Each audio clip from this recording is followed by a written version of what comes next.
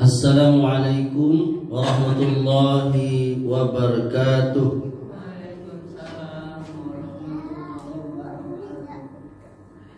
Alhamdulillah alladzi arsala rasulahu bil huda wa dinil haqq liyuzhirahu 'ala ad-din kulli wa kafa billahi shahida.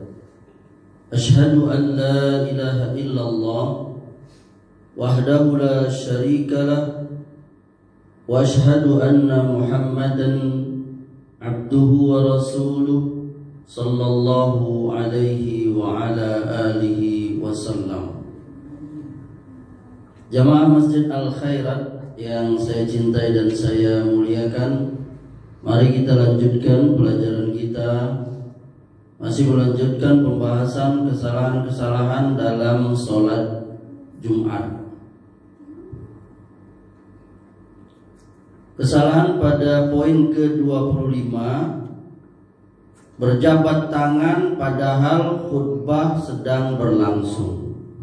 Ini sebagian ulama menganggapnya ini dikhawatirkan, yakni termasuk perbuatan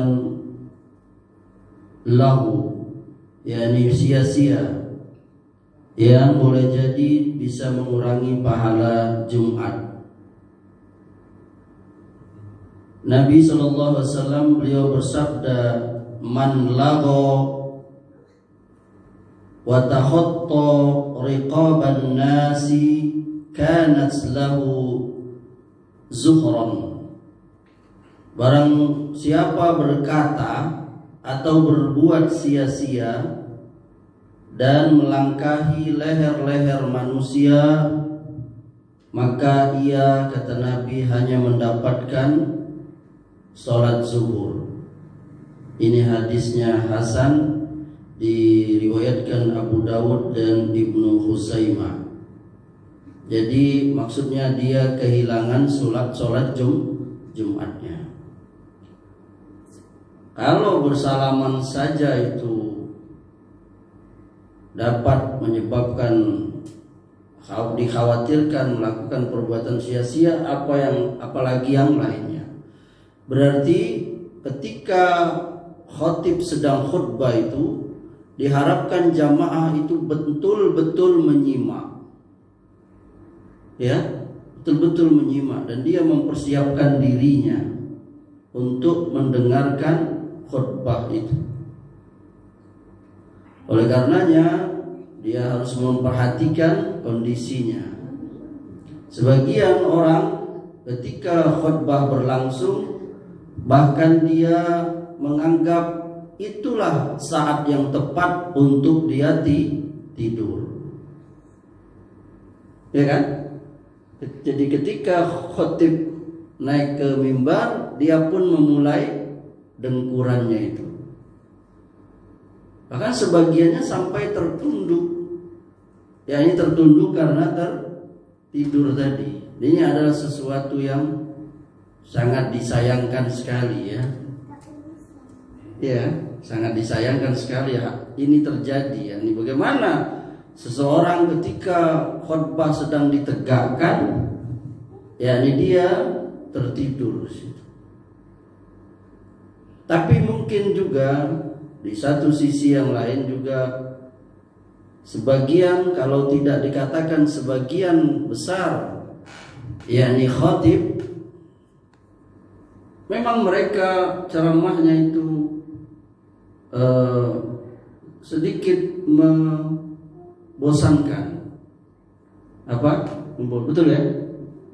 Mungkin dia membaca buku yang usang, atau dia ceramah ke sana ke sini ke situ, nggak tahu pokok pangkalnya ini bahasnya apa gitu. Dari A ke B ke C gitu, sampai Z, dari alif ya nggak tentu.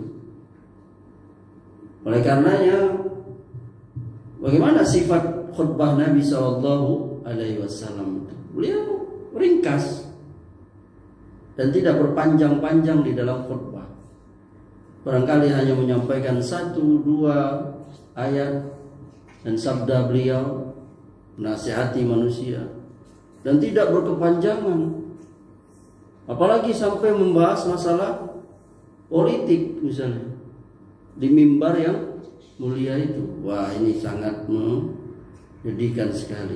Dan kita sering mendengar itu ya, khotib-khotib yang khutbah itu malah membuat manusia gelisah karena materi yang dia sampaikan atau karena panjangnya khutbah yang dia baca itu sampai 30 menit dan sebagainya. Nah, ini sesuatu yang menyalahi sunnah. Nabi SAW mengatakan pahamnya seorang itu, fakihnya seseorang itu yakni singkat khutbahnya. Singkat khutbahnya dan panjang sholatnya itu. Kemudian yang ke-26, poin ke-26 kesalahan dalam sholat Jumat ini jamaah, doanya muazzin dengan suara keras di antara dua khutbah.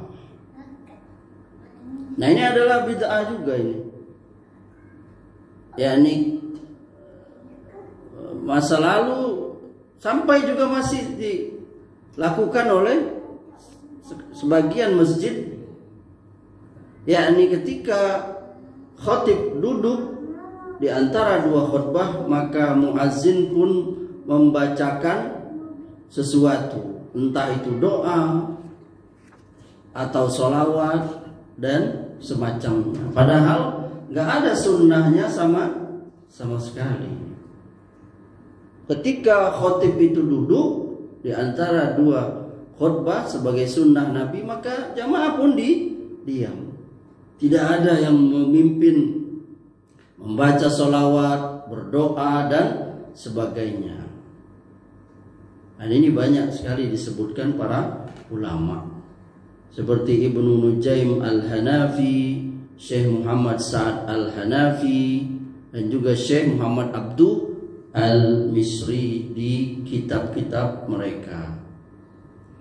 Yang ke-27, kesalahan ketika sholat Jumat ini, membaca surah Al-Ikhlas 1000 kali pada hari Jumat. Jamaah ada yang pernah melakukan ini? Ada. Jadi sebagian manusia, yakni dia membaca surah Al-Ikhlas kuluhu berapa kali? 1000 kali ketika hari Jumat. Ini kesalahan. Dan memang mereka yang mengamalkan ini menyebutkan ada dalilnya, ada. Tapi kata para ulama ahli hadis, hadis yang berbunyi barang siapa membaca Qul huwallahu ahad atau Al-Ikhlas sebanyak 1000 kali, maka dia telah membeli dirinya dari Allah. Ya, ini hadisnya maudhu. Apa itu maudhu? Palsu. Ini hadis dusta.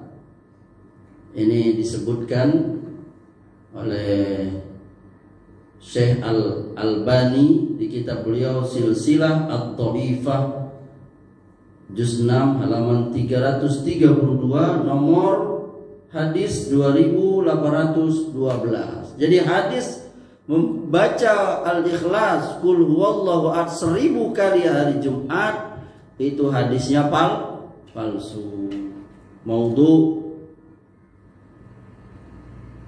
Yang ada apa? Yang sahih? Sholawat ada hadisnya. Akhirnya membaca surah Al-Kahfi itu yang sahih, yakni yang dari Nabi Sallallahu Alaihi Wasallam. Yang ke-28 kesalahan pada waktu hari Jumat ini, membaca muawizat Qul huwallahu, Al-Falaq, An-Nas 7 kali setelah sholat Jumat. Berapa kali? 7 kali. Jadi sebagian kaum muslim baca surah Al-Ikhlas, Al-Falaq, An-Nas 7 kali. Mereka ada menyebutkannya, ada hadisnya itu Bunyinya itu barang siapa membaca sesudah sholat Jumat qul huwallahu ahad, Al-Ikhlas, qul a'udzu birabbil falaq, Al-Falaq, qul a'udzu birabbin nas, An-Nas sebanyak 7 kali, maka Allah melindunginya dengannya dari keburukan hingga Jumat berikutnya. Ini hadisnya lemah, dhaif. Ya. Ini hadisnya apa? Dhaif, lemah. Jadi tidak patut diamalkan. Ke-29 membaca surah Yasin malam Jumat. Nah, ini kebanyakan yang kita ada di negeri kita ini. Ya. Dan mereka pun punya dalilnya. Salah satunya barang siapa membaca surah Yasin pada malam Jumat, maka diampuni dosanya. Tapi ini kata para ulama ahli hadis, semisal Syekh Al-Albani, beliau berkata hadis ini dhaif jiddan, sangat lemah sekali. Nah itu. Jadi rata-rata memang sebagiannya orang-orang yang melakukan amaliyah berkaitan dengan hari Jumat ini, maka sebagiannya, kalau tidak boleh dikatakan hampir sebagian besarnya itu, mereka mengambil dari hadis-hadis yang tidak sah, berkisar dari hadis-hadis yang dhaif, bahkan mau tuh. Tadi kita sudah sebutkan, baca surah Al-Ikhlas 1000 kali, Al-Ikhlas, Al-Falaq, An-Nas 7 kali habis sholat Jumat. Kemudian membaca surah Yasin. Semuanya hadisnya tidak sah dari Nabi Shallallahu Alaihi Wasallam. Kemudian yang ke-30 membaca surah Al-Imran pada hari Jumat. Baca surah Al-Imran boleh tidak? Boleh. Tapi menentukannya hari Jumat, malam Jumat saja, itu adalah sesuatu yang perlu dasar. Sama seperti baca Yasin tadi. Dalilnya mereka juga ada, barang siapa baca surah yang di dalamnya disebutkan keluarga Imran, maksudnya surah Ali Imran, pada hari Jumat, maka Allah dan para malaikatnya bersolawat untuknya sampai matahari terbenam. Syekh Al-Albani rahimahullah mengatakan hadis ini memang diriwayatkan Tabrani dalam kitab Al-Awsatnya dan Al-Kabir, tapi hadis ini maudhu, palsu. Nanti ada yang bertanya, Ustaz, kenapa dia maudhu, kenapa dia palsu? Karena ada salah satu perawinya itu terkenal, yakni berdusta. Itu salah satunya. Nanti kita masuk bab masalah hadis. Ini saya hanya menyebutkan secara umum, karena memang kita bukan belajar hadis. Kalau belajar hadis nanti disebutkan kenapa dia lemah. Oh, ini perawinya tuh si anu. Ternyata salah satunya ini misalnya dia terkenal dhaif, lemah, karena hafalannya misalnya hafalannya goncang atau hafalannya lemah, dan berbagai macam dari sifat-sifat hadis yang lemah. Nah itu, tapi ini kita hanya menyebutkan secara garis besar. Kalau dalam pelajaran hadis itu harus disebutkan kenapa hadis ini hadisnya ada di kitab ini, diriwayatkan ini, perawinya itu ini dari Nabi ini, lalu disebutkan kelemahannya apa. Oh, ini ada satu meriwayatkannya dia ini terkenal hafalannya goncang, atau oh ini antara rawi yang nomor 2 ke 3 ini ternyata dia nggak sejaman, katanya dia dapat dari si anu, padahal dia sendiri nggak pernah ketemu dengan si anu itu, berarti terputus. Nah itu, jadi itu ilmu hadisnya. Yang ke-31 kesalahan sholat Jumat itu mencium tangan ketika khotib mengucapkan alhamdulillah. Nah, ini nggak ada dasarnya ya. Jadi ketika khatib berkata misalnya alhamdulillah atau innal hamdalillah, lalu ada orang yang mencium tangannya, itu jamaah itu. Nah, ini mana dasarnya itu?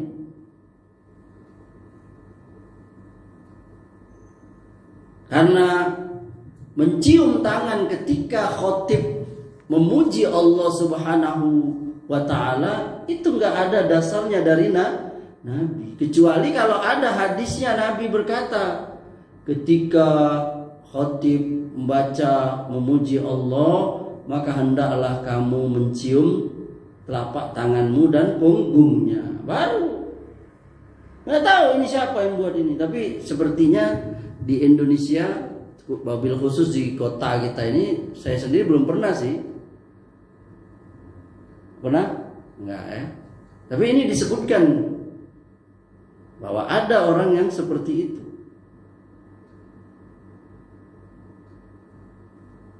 Ya. Jadi ini satu kesalahan. Kemudian yang ke-32, berkeyakinan bahwa sholat Jumat tidak sah kalau kurang dari 40. Nah, ini ada di kita. Betul kan? Sahih? Ya. Jadi kalau nggak sampai 40 nggak sah. Jadi kalau nggak sampai 40, mereka melakukan sholat apa? Zuhur. Kenapa? Karena mereka menganggap kalau sholat Jumat dengan jumlah kurang dari 40, Jumatnya tidak sah. Alasannya apa? Pertama, menurut mereka dalilnya sholat Jumat pertama yang dilaksanakan di Badidah, jumlah mereka itu sebanyak 40 orang. Dan orang yang mengumpulkan mereka adalah Mus'ab bin Umair, salah seorang sahabat Nabi sebelum datangnya Nabi SAW. Jadi sebelum Nabi hijrah ke Madinah sudah didahului oleh para sahabat. Sebagian sahabat sudah mendahului Nabi.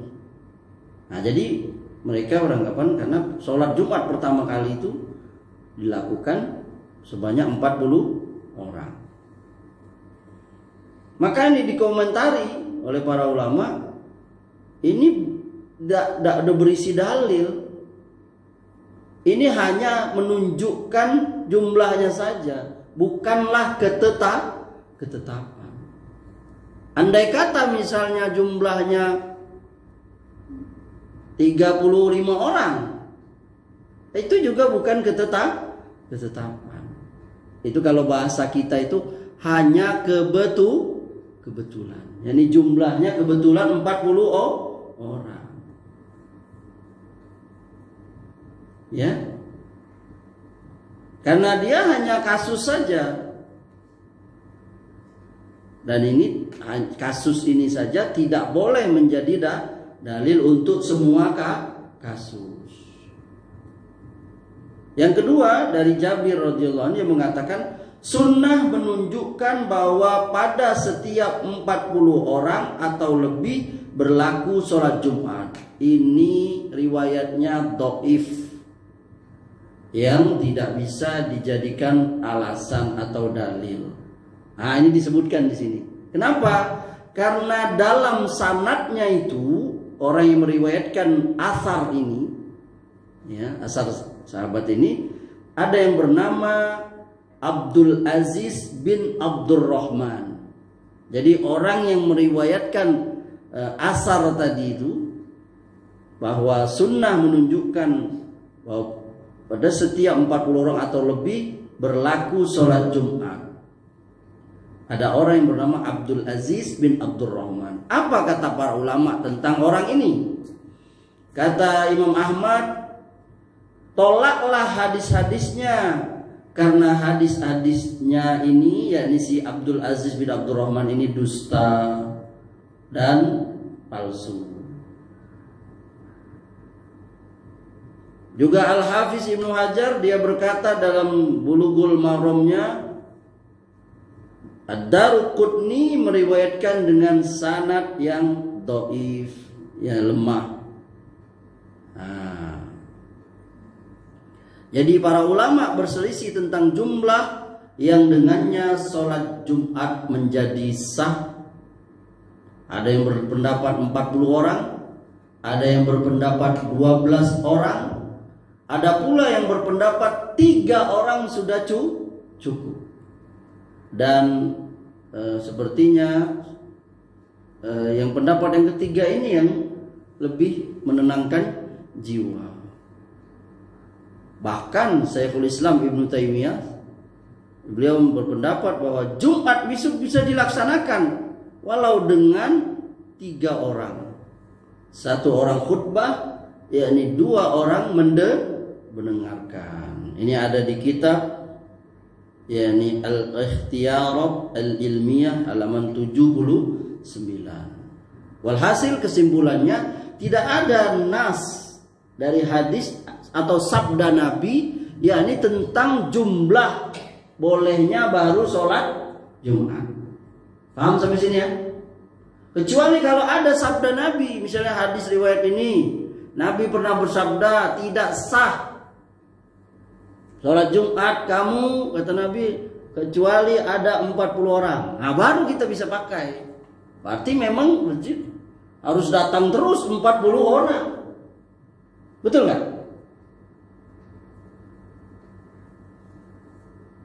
Dan ini sepertinya ini dengan Islam tentu akan menyusahkan kita, harus siap 40 orang terus.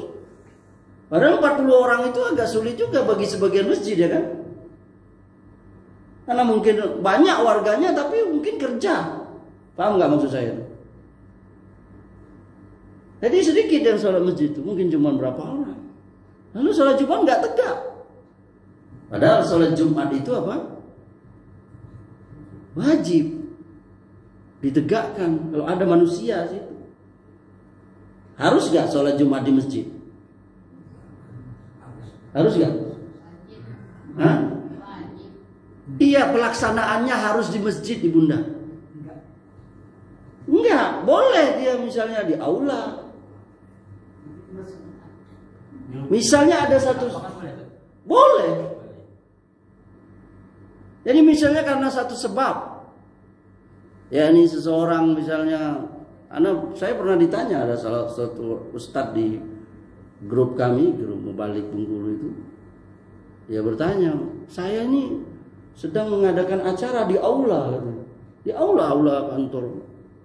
Ya masih, ini hari Jumat, boleh nggak kami sholat? Lalu saya buka kitab, salah satunya Fikih Sunnahnya Said Sabiq. Situ dikatakan boleh. Ya ini maksudnya itu, yang penting sholat Jumat itu bisa dilaksanakan. Kalau sholat Jumatnya, misalnya sholat imam itu di Katulistiwa nih, kalau belok-belok sampai sini, boleh? Sebabnya, kalau sebabnya itu jamaah yang membludak, ya nisabnya terus sambung, boleh. Kalau memang bukan kita nggak ke situ, tapi karena memang apa namanya mujurnya pernikahan orang sholat sini nih, nah ini penuh terus, nggak apa-apa.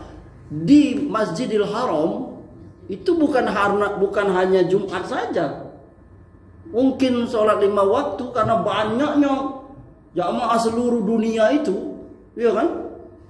Sampai mereka meluber keluar ke halaman masjid.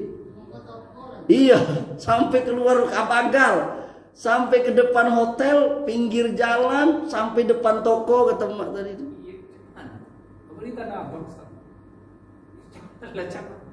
Iya, nggak apa-apa. Kenapa? Karena memang nggak muat lagi gitu. Yang nggak boleh itu kalau gitu sengaja. Misalnya di Masjidil Haram, karena kita sholat di atas hotel kelihatan, tidak mau turun. Wah, kita sholat siku aja lah kelihatan juga kan, suaranya juga sampai, nggak boleh sengaja itu.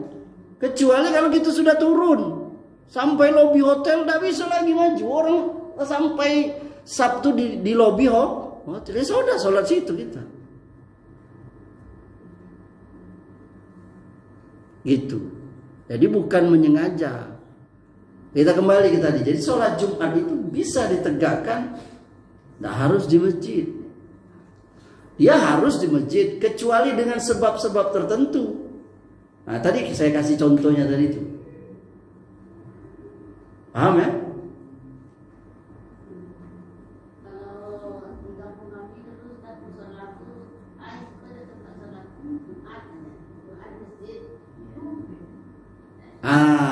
Ini pertanyaan yang bagus juga.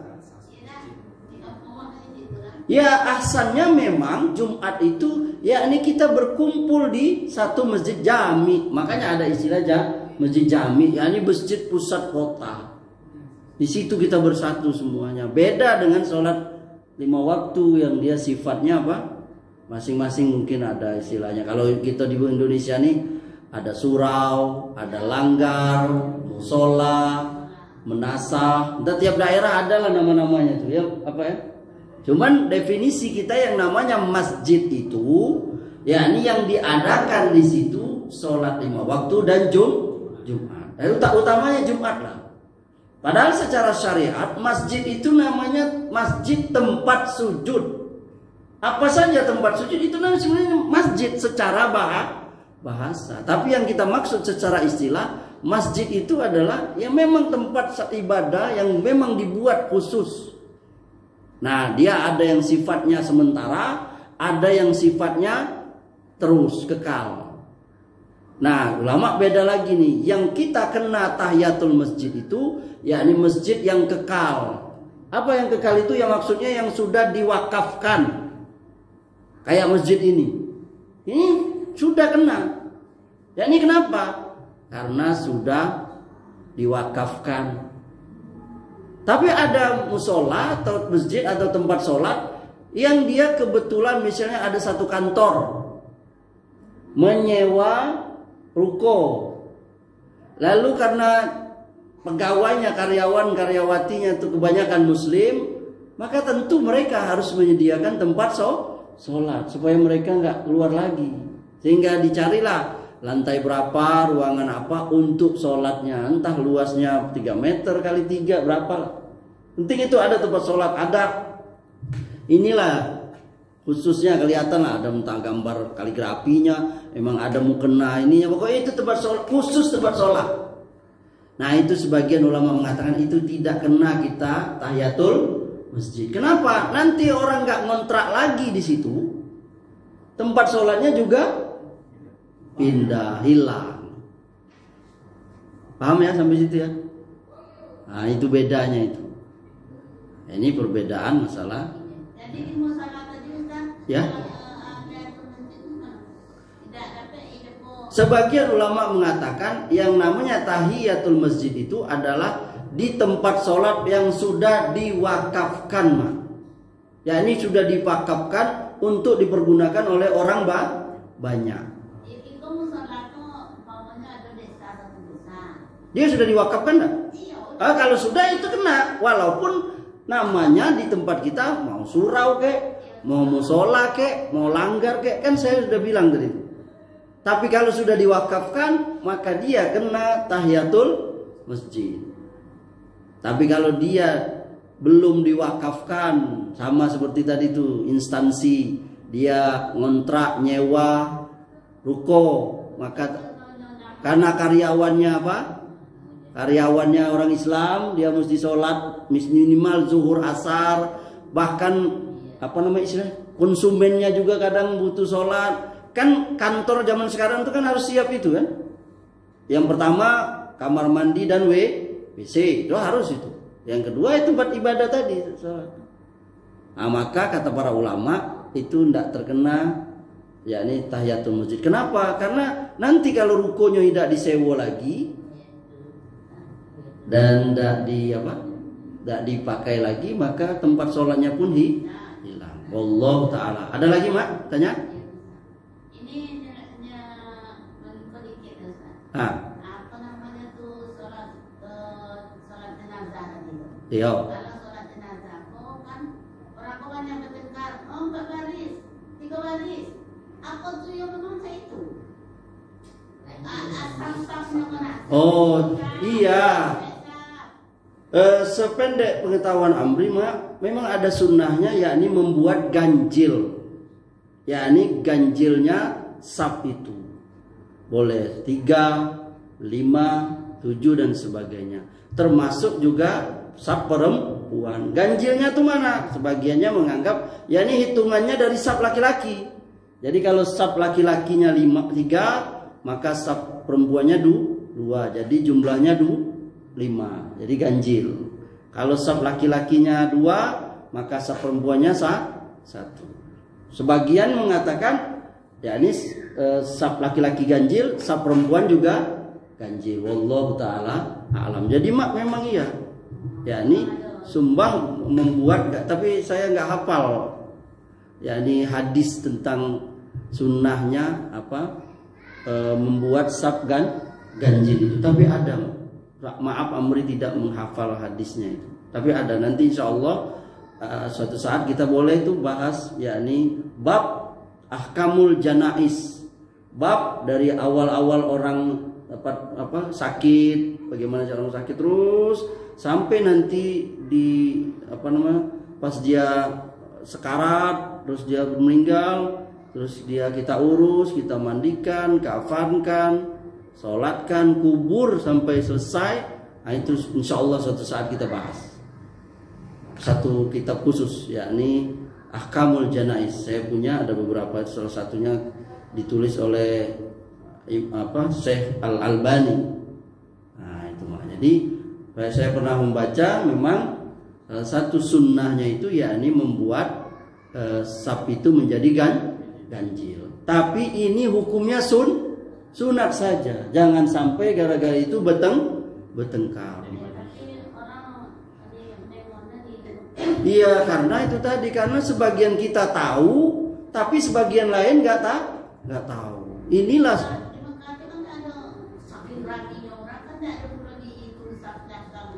Iya betul. Makanya kalau diwajibkan tentu akan menyusahkan, ya kan? Ini hukumnya hanya sunnah saja.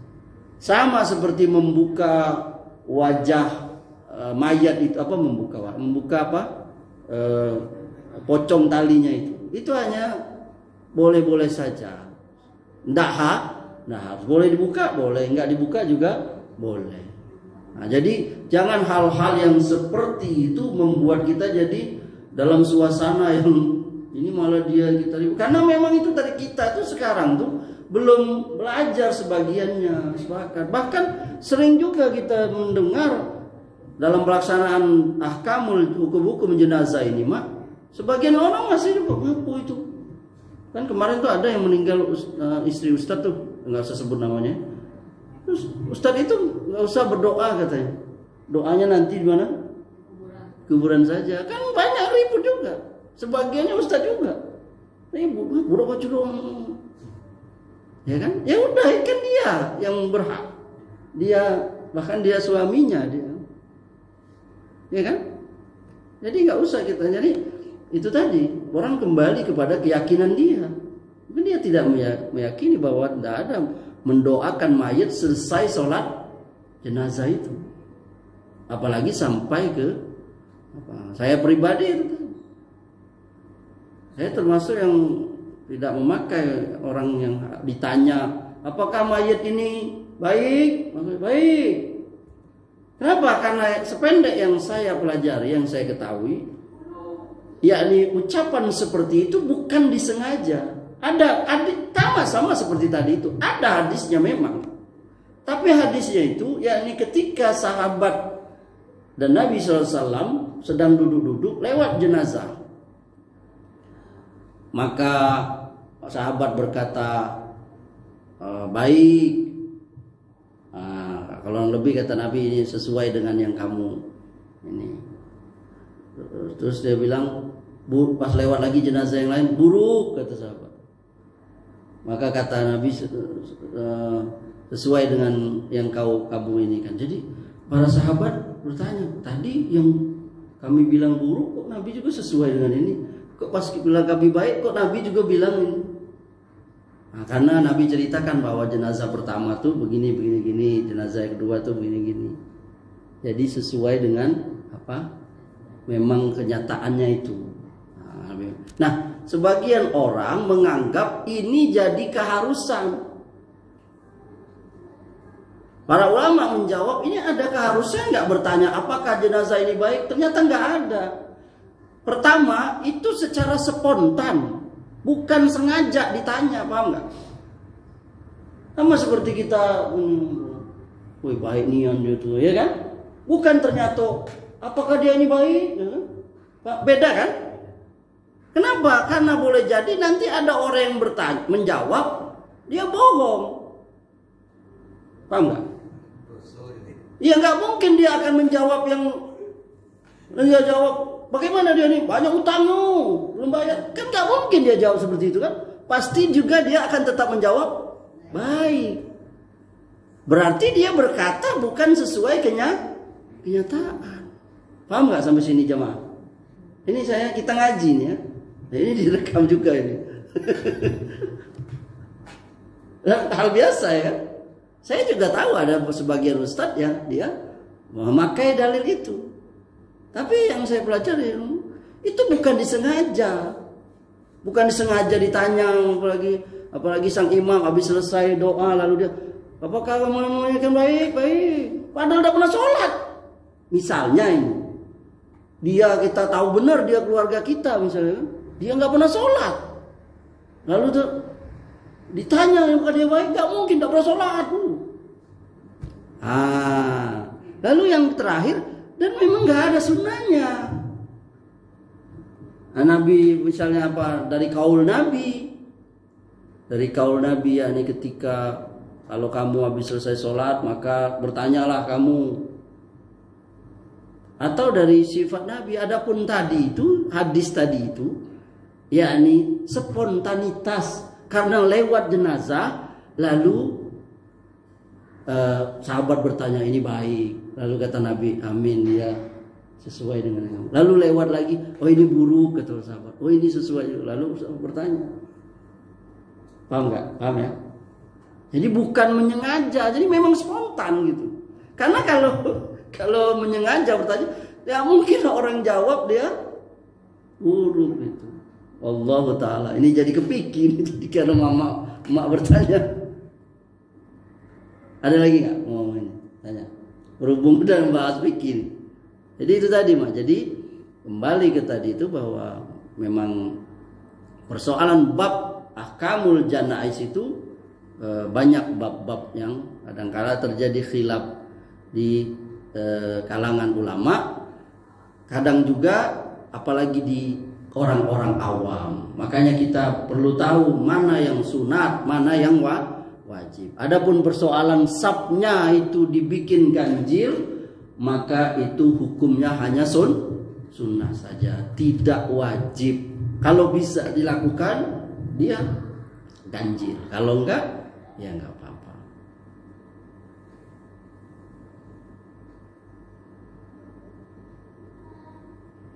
Kemudian yang ke-33, doa khotib pada dasar mimbar sebelum naik. Nah, sebagian khotib sebelum naik dia qomat kamit baca doa, itu enggak ada, naik-naik saja.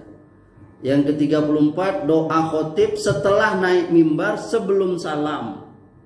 Doa lagi dia. Enggak, di khotib itu dia apabila sudah masuk, kalau kita bunyi kan naik saja langsung assalamualaikum warahmatullahi wabarakatuh. Enggak ada baca-baca apa, nggak ada zikir apa-apa dan sejenisnya itu ya. Yang ke-35, khotib tidak mengucapkan salam kepada jamaah. Ternyata ada juga yang seperti itu. yakni ketika masuk waktu Jumat dia naik langsung dia duduk, dia tidak mengucapkan salam. Ini keliru. Yang benar yakni khotib itu dia salam dulu, assalamualaikum warahmatullahi wabarakatuh, jawab, baru dia duduk, baru muazin apa? Azan. Yang ke-36, sebagian khotib itu langsung khutbah, yakni dia tidak lagi memuji Allah ketika di awal khutbah itu. Ini keliru. Bahkan sebagiannya dikatakan di sini bahwa ada yang langsung baca bait-bait syair. Waduh, ini. Bahkan sebagiannya dalam bab fikih rukun khutbah itu ada disebutkan, yakni memuji Allah, bersyahadat, sholawat. Ini bab fikih ya. Dan membaca ayat dan seterusnya, baru menjelaskan itu.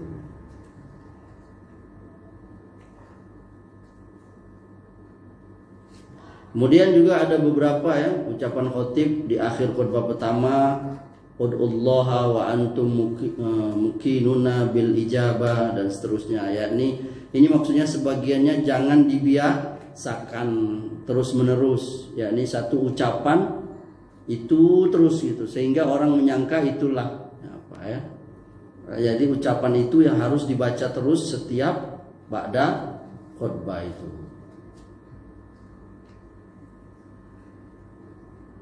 Atau juga aukama qala, atau sebagai disabdakan